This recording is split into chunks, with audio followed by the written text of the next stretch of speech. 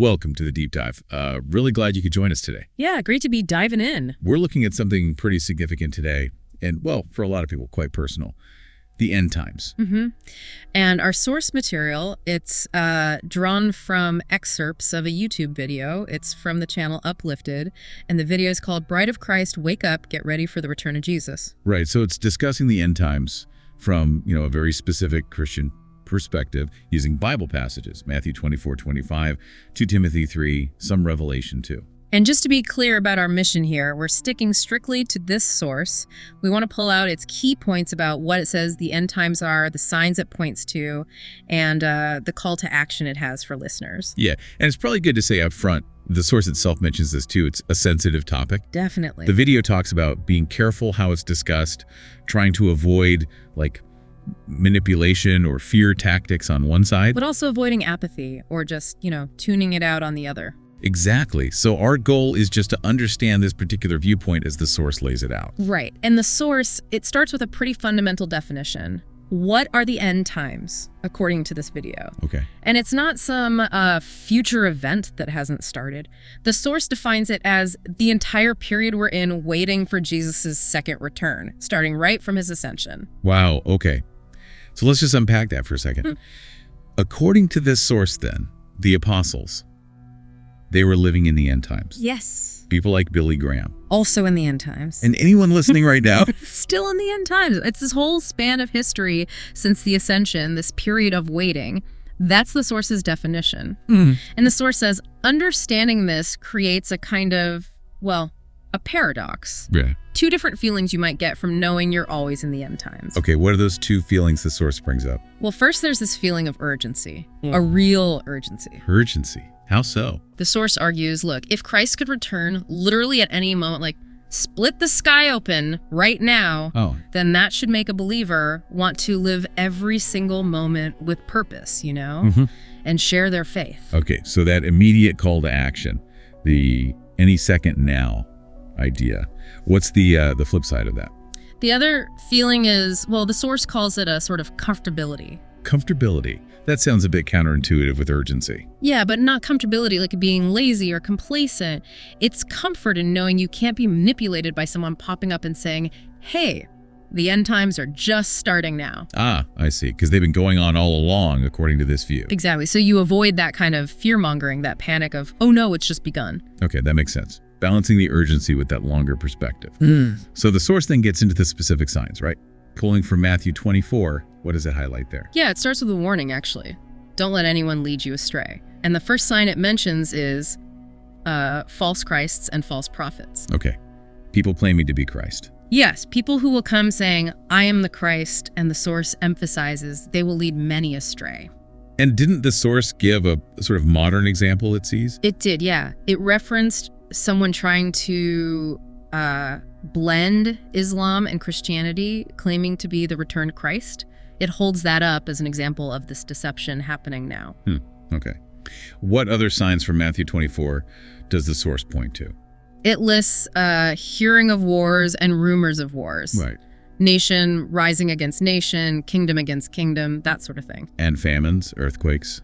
Those are in there too. They are, but, and this is crucial to the source's point, it tells listeners not to be alarmed. Not alarmed by wars and earthquakes. Well, it says these things have to happen, but stresses they aren't the end itself. Not yet. Okay.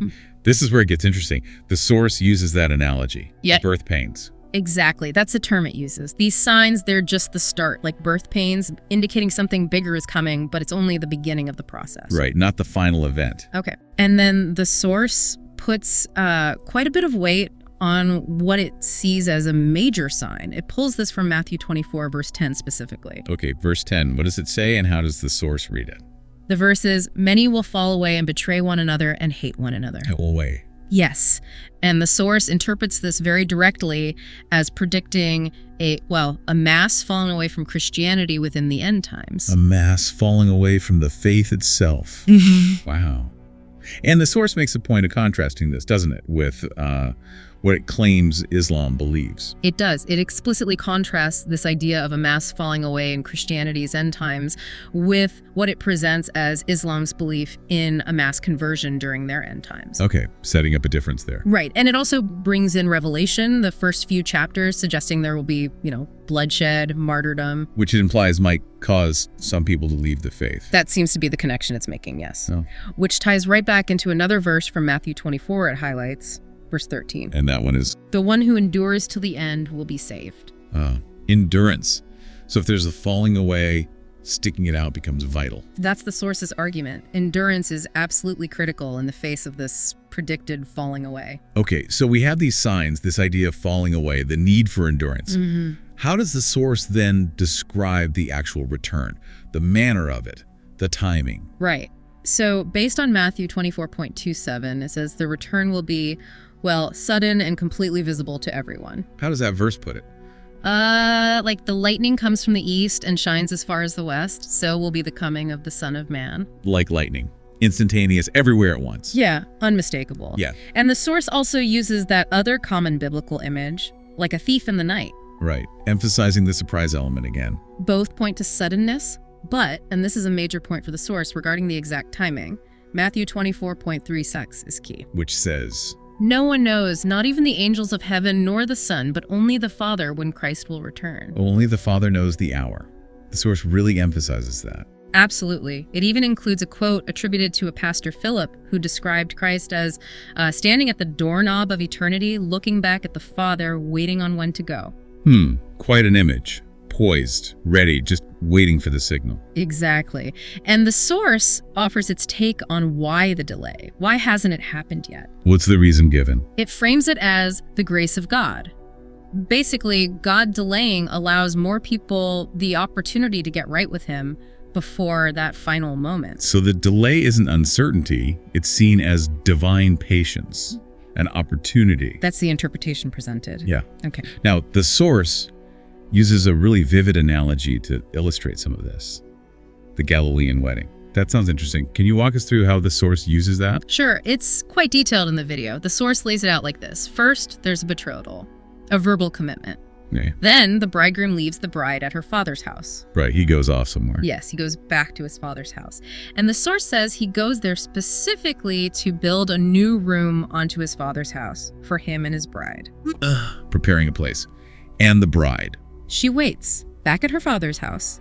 And the source emphasizes she waits in purity. Purity, symbolized by? Often by wearing a white dress. She has to be ready because she doesn't know the exact day or hour he'll return. Could be day, could be night. She says to wait, ready. Okay. And then, when the room's done, the bridegroom comes back. Yeah. Suddenly, his arrival is announced. Loudly, the source mentions trumpets or horns. A big announcement. Yeah. And he goes straight to get his bride, takes her back to the room he built, and they have, according to the source's analogy, a 7-day celebration. Okay, quite a story. How does the source then map this onto Christ's return? So it presents Christ as the bridegroom. Right. And Christians, believers, they're the bride. Christ ascended like the groom, leaving to prepare rooms for believers. Remember, in my Father's house are many rooms. Oh, okay. I see the parallel. So while Christians wait on earth like the bride, the source says they should be waiting in purity, living righteously holy lives. That's the white dress symbolism. Because, just like the bride, they don't know the day or hour. Exactly. That's the core message the source draws from it. The unknown timing demands constant readiness, constant purity, because Christ is returning for, in the source's words, a pure and spotless bride. Purity and readiness. Got it. Now, given this suddenness, this need to be ready, the source talked about a specific danger it sees as, very relevant now.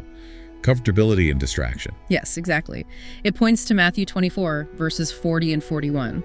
2 men in the field, 1 taken, 2 women grinding, 1 taken. How does the source interpret that? It sees this as a picture of, comfortability. A state it believes modern society, especially Americans, according to the video, easily falls into. Just being busy with everyday life. Like the source says, doing normal Joe-amo crap. Yeah, that's the phrase it uses. Just caught up in the mundane, the routine, when suddenly the return happens. Like lightning, like the thief. And the implication is, if you're caught up in that comfortability, it's too late. You weren't ready. You were distracted. That's the source's strong wording. What specific distractions does it mention? It lists comfortability itself, being too focused on work, money, pleasure, and just a general lack of self-control.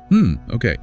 So if those are the dangers, how does the source advise believers to actually navigate these times, especially if things get difficult? It brings in Matthew 25, right? Yes, it pivots to Matthew 25, the part about serving others. I was hungry and you gave me food, thirsty and you gave me drink. The "what you do to the least of these, you do unto me" passage. That's the one. And the source presents this as basically a survival strategy for believers in the end times. Survival through service. Yeah, its view is that Christians will get through by serving each other, by being, quote, radically generous to each other, mutual support within the community.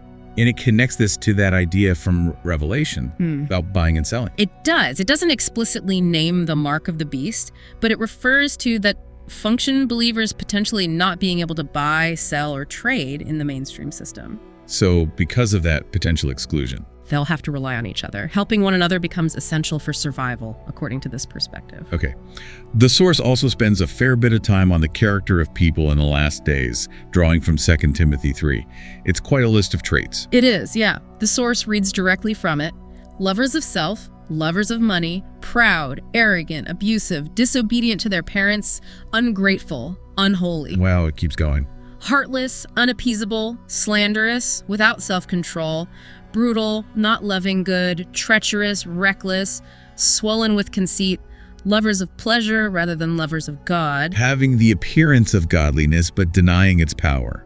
That's a really stark picture. It is, and the source includes the direct command from that passage too. Avoid such people. A clear instruction to distance oneself. Yes, and the source directly connects these traits to, well, modern life. It specifically mentions devices, like social media. How does it link social media to those traits? It talks about things like looking for clicks, chasing social media likes behaviors it sees as feeding into being lovers of self, seeking approval, becoming conceited. It argues these things can pervert or twist the heart. So modern technology and culture are seen as potentially contributing to these negative traits, making it harder to be ready. That's the source's argument. These distractions, this mindset, can hinder someone from being that pure and spotless bride it talks about. Okay, so given all of that, the signs, the danger of distraction, the need for purity, what's the bottom line? What's the source's ultimate call? How should believers prepare? The language gets very direct, very urgent here. Things like, wake up, be alert, stay awake, get right with the Lord, stop sleeping. A real sense of immediacy. Definitely. It's presented as an urgent plea for active preparation, starting now. And the speaker in the video gets personal about what readiness means for him. Yeah, he lays out 3 things he focuses on. First, making absolutely sure he is right with God himself. Okay, personal readiness first. Second, making sure other people get the chance to get right with God, sharing the message. So outreach. And third is anticipation. Looking forward to being united with Christ to that time the source describes, quoting Revelation, where there's no more gnashing of teeth, no more weeping, no more pain. Right. So personal readiness, sharing the message, and holding on to that future hope. And the source is really strong on how you get right with God. It makes a big distinction between just sort of going through the motions and real internal change. How does it explain that difference? It talks about needing to renew my mind, Right. really change the way I think, actively trying to become more like Christ, to be conformed back into the original design God intended. As opposed to just showing up at church or praying rote prayers. Exactly. It contrasts that deep internal work with things like just going to church, praying, reading devotionals, even tithing, if it's just done for show without the heart being right. The source actually calls that kind of superficial effort like building a Tower of Babel. Meaning like piling up good deeds, but without the right foundation, without the necessary heart transformation. It won't reach God, essentially. So true obedience, real spiritual fruit, it has to come from inside. That's the argument. It has to flow from a heart that's been genuinely transformed by this love, not from just trying to perform religion correctly. Which leads to the source pleading with listeners to surrender things that hold them back. Yeah, specifically mentioning things like sin habits, personal struggles, anxiety, addictions, seeing these as real barriers to that transformation and readiness. Okay. And the final wrap-up call to action, the main takeaway. It boils down to this. Communion with Christ, start now. Don't wait. Don't wait until Judgment Day. Right. Don't wait until then and hope Christ recognizes you. The Source urges listeners to build that relationship, that intimacy today, so that when he returns, he already knows you personally. It's about immediate, genuine connection. Okay, so wrapping up this deep dive into the Source, we've seen its perspective defining the end times as this whole era since the Ascension. It highlights signs from Matthew 24, like wars, famines, but especially this idea of a mass falling away. Right, and it contrasts that with what it presents as another faith's view. It stresses the return is sudden, the timing unknown, using that Galilean wedding analogy to call for purity and constant readiness. It warns strongly against modern comfortability and distractions, work, money, social media, seeing them as hindering readiness. And it encourages believers to survive tough times by being radically generous and serving each other, especially if excluded from normal systems. It points to that stark list of negative traits from 2 Timothy 3 as characteristic of the last days, urging avoidance. And ultimately, it issues this really urgent call for deep internal transformation, renewing the mind, becoming like Christ rather than superficial actions. A call to surrender struggles and start real communion with Christ now. So, we've laid out the key points, just as presented in this particular source material, for your own consideration and reflection. Exactly, just presenting what the source itself says. And maybe here's a final thought for you to ponder, stemming directly from the source's own points. The source draws a sharp contrast between the readiness it calls for and that list of traits from 2 Timothy 3, lovers of self without self-control, lovers of pleasure. Given how the source itself connects some of these traits to modern life, social media, the pursuit of clicks, how does one navigate contemporary society with all its pressures and potential distractions while actively seeking that inner transformation and avoiding those lovers of self tendencies that the source claims are so counter to being ready? Yeah, that's definitely something to think about based on this source's perspective. Thanks for joining us on this deep dive into the source material today.